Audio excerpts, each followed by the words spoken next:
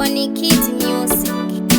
Ziva guru one man anokomba churu ove huru Judasi asati ava Iskarioti akabvunza naiye zvikanzi tingaziva seiko baba venyu nai Jesu Kristu. Johanne votene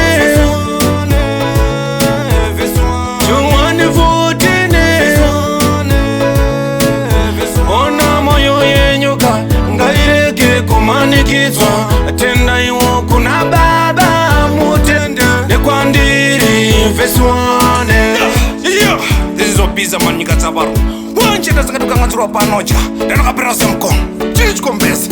Jesu akati kwatiri ndini nzira yezvokwadi neupenyu, hapana munhu anouya kuna baba asi nekwandiri.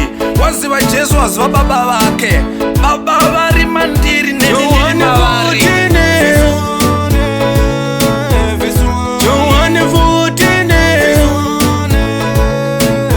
ona moyo yenyuka ngairege kumanikidzwa tendaiwo kuna baba mutende nekwandiri verse 1. Ariko munyaradzi Jesu nyarara kuchema ona ariko munyaradzi Jesu ona nyarara kuchema Ziva guru kumba kwa baba vangu kune dzimba zhinji dzekugara, anondida achateerera mirayiro yangu nokuiita. Johanne votene Johanne votene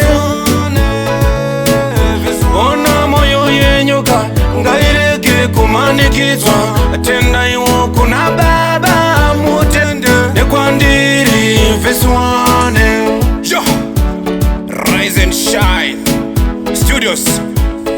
Oh, Onikidi the pro Swede mawana magita Jesu mawana Jesu magita